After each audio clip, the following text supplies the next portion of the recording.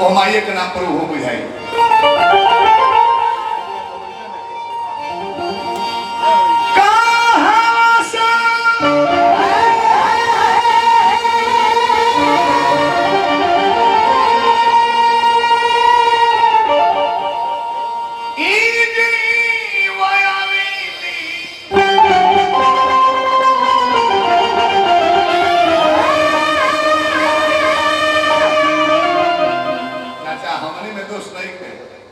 लेकिन निर्गुण का हावत पही या 9 जना होने से 11-12 जना है ना छोड़ जाए पैसा ले आवे थोड़ा लास्ट है कोनो बात ना नायका बॉयज बा नायका पसंद करलो भैया लोग लास्ट पुराने की चीज पसंद ना पड़ला आपन पचवा इसमें शिकायत नहीं कर बुरा मत मानो बंद अका हमें समाई जाने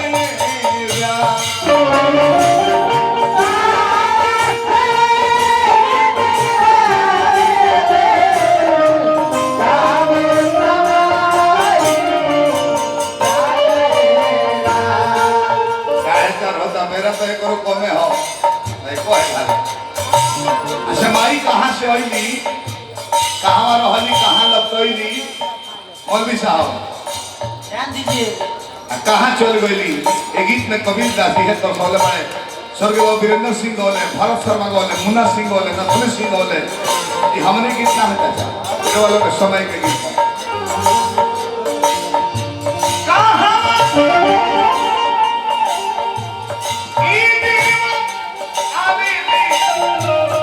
हमें समाई जाने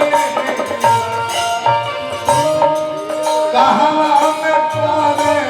ले मुकाम कहाँ में पावे मुकाम कहाँ में लपटाई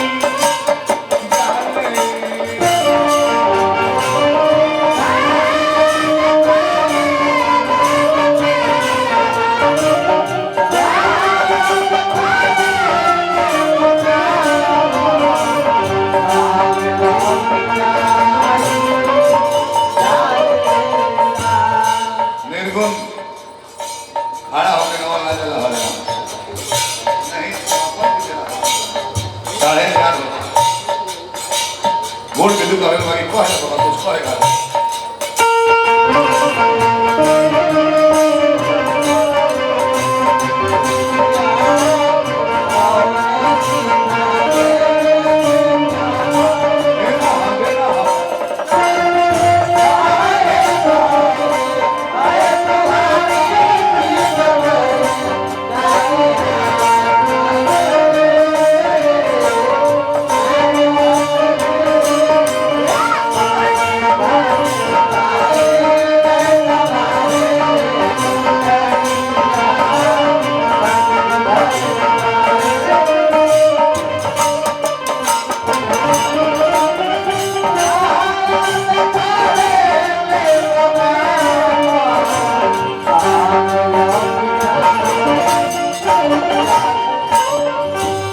जनता खातिर हमें के निमन गौर गीत गईले चाचा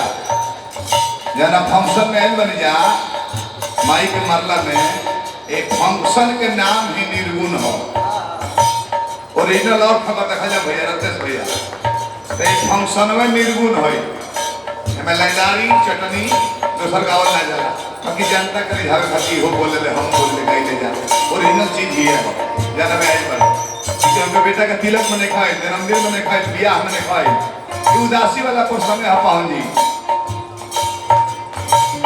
कहाँ से ले निर्गुण में क्या होना 9 गुण ना निर्गुण मन इसमें कोई गुण नहीं है कहाँ है निर्गुण जब हम लोग माता के गर्भ में रहते हैं तो हम लोग निर्गुण में रहते हैं कोई गुण नहीं रहता है चोरी बेईमानी झूठ घुसखोरी कुछ ना रहे रोजो गुण तमो गुण तीनों गुण कौनो गुण ना रहे माई के गर्भ से बहरी गई वो इन्वायरमेंट वातावरण की हवा लगेगी आपके अंदर रजोगुण तमोगुण सतोगुण तीनों आ जाएगा ये जीव रहे ले कहा लपटाले के मैंने भी कभी बाड़ी कहा ले नीरगुण से जीव जावे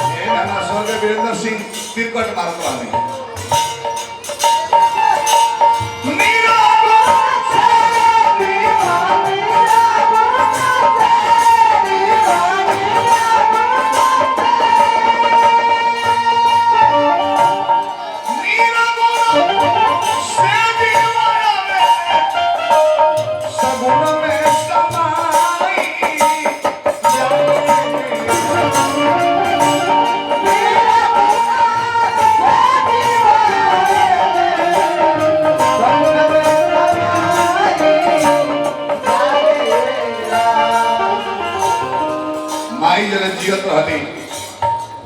भैया जले जियली तले कहली कि बेटा हमार नाती पोता हमार जमीन हमार जायदाद हमार बिल्डिंग हमार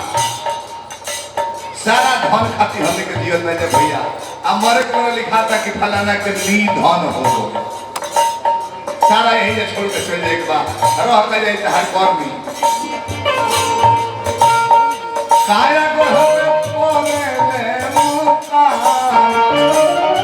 काया को हमें बोले ले मुका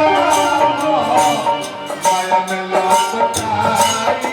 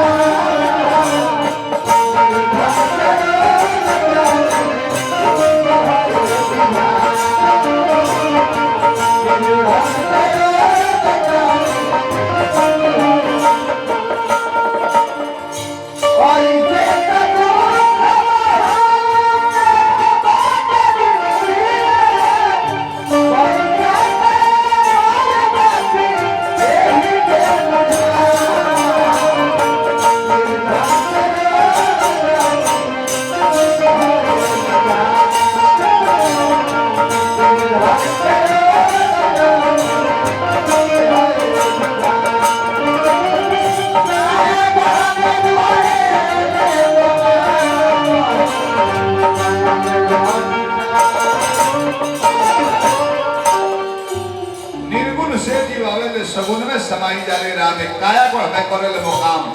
माया में लपटाई जाले राम माई के मरे के बेरले रोवत में है कि हम फलाना बेटा ना लोकले बड़का बेटा ना लोकले दामाद ना लोकले बेटी ना लोकली ई है माया में लपटाई से हमने के जीवन चले आई मंदिर बनावे में एक ही बूंदावा के कारण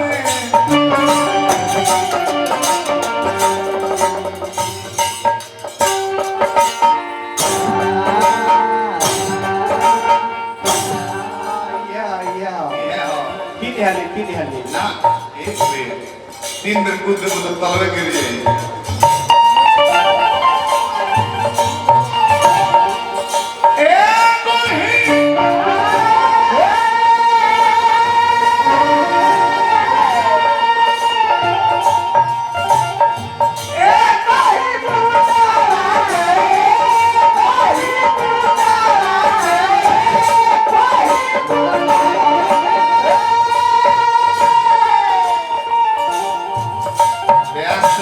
सजिंदा के एक्टिव है हां तो लोग खाली सब भैया में रहो कहां कौन लगी याद थोड़े बात मुंह दे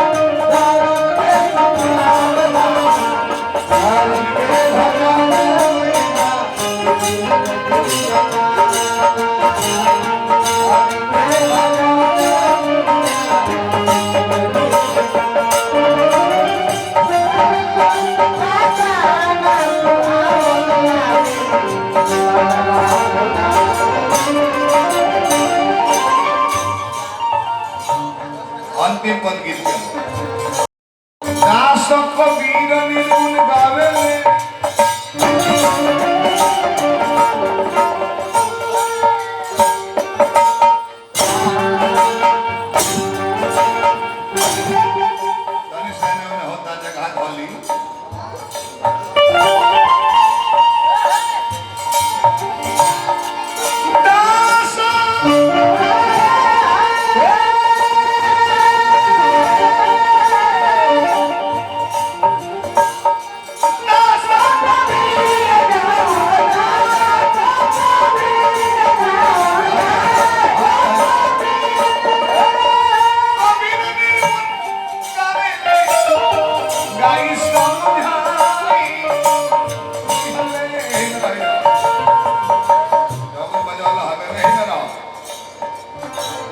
भैया हम कौन गीत गए जगह पर साथ पी ले मलिका रोग बैठल बनी हमने के गुरु ना गुरु के गुरु तूफानो जी के गुरु के रंग के बाहर हुआ हम दिवांगत आत्मा के बारे में कहता नहीं वो तो चल गई माई बाकी माई के बेटा पतो नाती नत गुरु बेटी दमाद नाती पोता ये कहत हुई सपना हो गईलू माई मोर हो बनी के कठोर हो चले गईलू साबा के छोड़ हो ना वासनोर पहले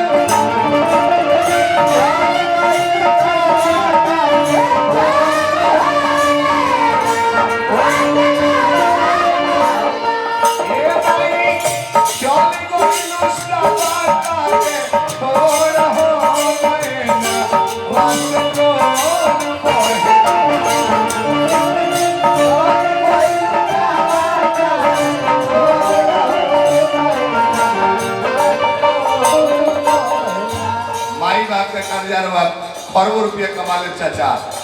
कहियो ना उतरेला। जिस घर में माता पिता हंसते हैं उसी घर में देवी देवता बसते हैं। जहाँ माई बाप के कदर बा तो हमें 2 रुपया पहुँचबो करेला। विकास करब घर बनब बिल्डिंग खरीद लेबो दिल्ली बम्बे में घर हो जाए जमीन खरीद लेबो जवान में नाम हो जाए। जवना घर में माई बाप के कदर नहीं खे जीवन भर शुद्ध को रुपये खोजते में तहर बीत जाए।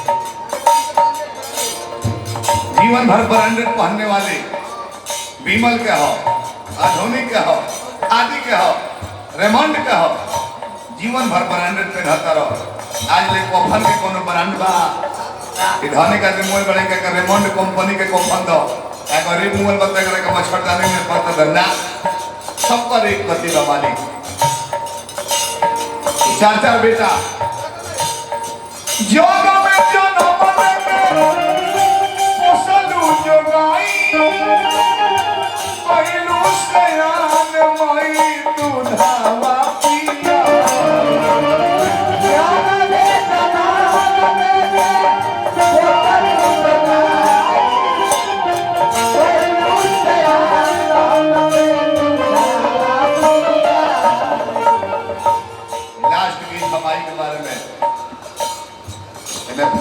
माई के 4 बेटा कहने वाले लोग रस के मन पर आ जाए कहेंगे लेकिन हम शोक में गाओ नहीं भले पैसा मत दे कोनो बात नहीं कि शोकाकुल परिवार के एक गीत में हमारे संग भाग लेने के चाहिए ऐसा गलती नहीं जरूरी बा रस के आवे के चाहे 4 बेटा लोग के नाती लोग के दामाद लोग के नियम हो जे भी परिवार के सदस्य वाले मंच पर आ जाए लगे नियम हटाओ ना हमारी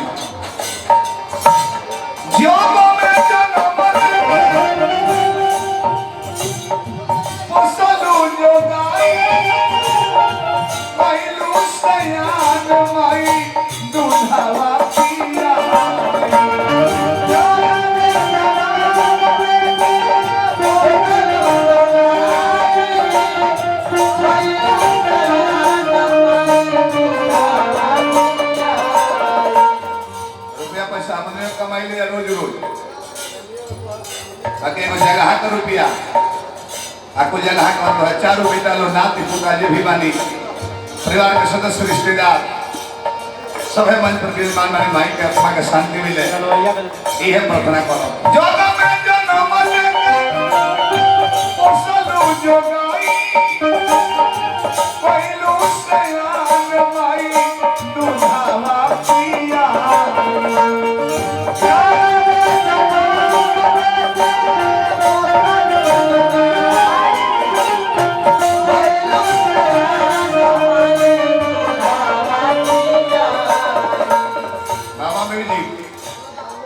जब गाना डालो भी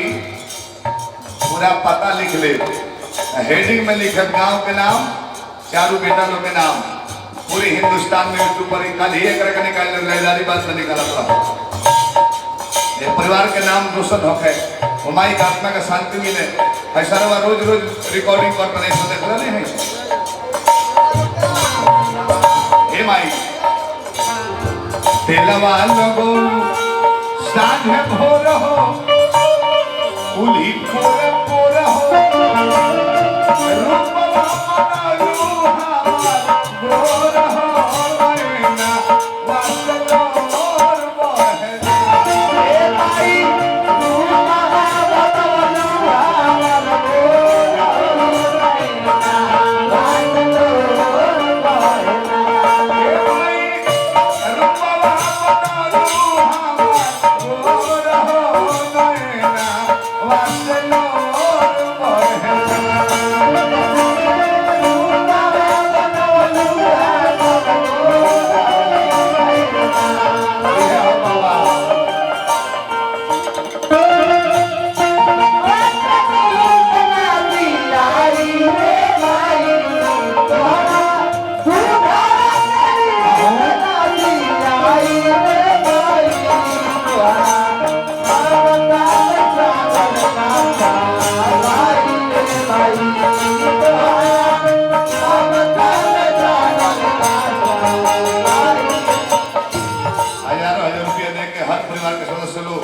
मान सम्मान हरो दिली हरवा तो हमने के अपन खास पानी बेंजुआ करना के देने महाराज भगवान रोग बना नहीं, रिश्तेदार बना नहीं, तो परिवार बना नहीं। हे माई तुम कितना मेहनत कर जाता तो रुपया घर के लोग खर्चा करी माई ना लोग ये वो उपाय बा कि माई का नाम है माई के देवपति देवी। देखी वो 10 सितंबर को ऐसा दिन में भैया कि जब माई के ईश्वर कहाँ है? ईश्वर चलत रहे स्वर माई के साथ श्रीमती लिखाई हुई देवपति देवी जी। देखी प्रकृति के नियम भैया कैसे पढ़ा लिखल बुझा जब ईश्वर माने सांस बंद हो गई तो माई के नाम के संगे जीवन ना जितना दिन में बेटा ना दे तो हो याद करी श्रीमती हटा के माई के नाम के संगे स्वर्गीय लिखा है। माई जो हम तो हमने के फिर दर्शन दे देबू मैया ही हमार जोड़ी हम कभी सरई हो सपना में आके कहियो दर्शन दे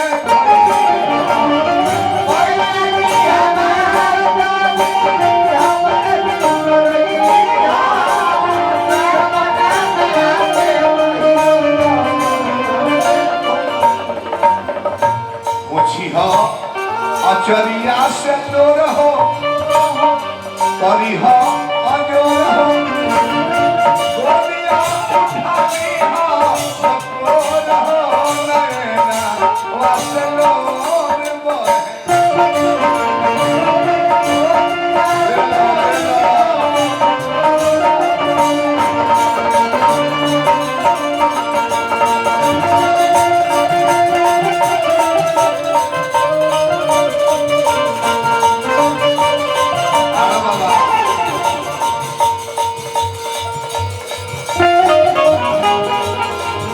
बिहान भैले रात भर में भगवान के नाम बहुत बहुत धन्यवाद, बहुत बहुत धन्यवाद। बिहान भैले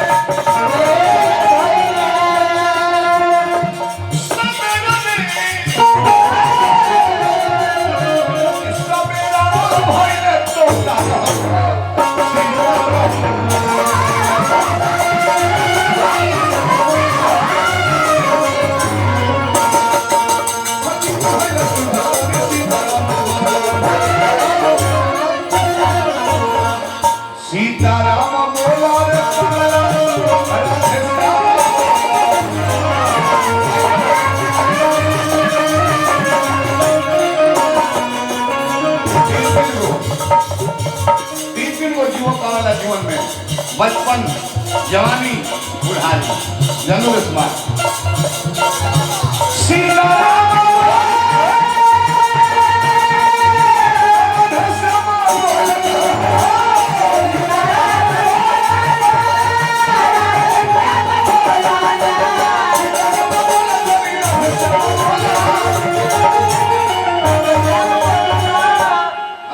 स्वर्गीय वीरेंद्र सिंह कहले,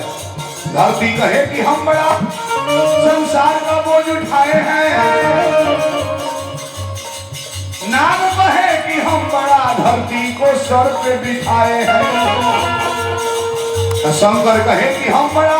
नाग को गले लपटाए हैं, कैलाश कहे कि हम बड़ा शंकर को ऊपर से बिठाए। सब बहुत बहुत ऊपर स्वर्गीय वीरेंद्र सिंह मेरे रहले आगे अंतिम काल के स्वर्गीय वीरेंद्र सिंह कह गए कि भक्त है कि हम बड़ा भगवान से काम कराए हैं, भगवान को बस में कराए हैं। भक्ति के बस में भगवान है। सुलक्षण भाई खड़े करके दिमाग में रखो। सीताराम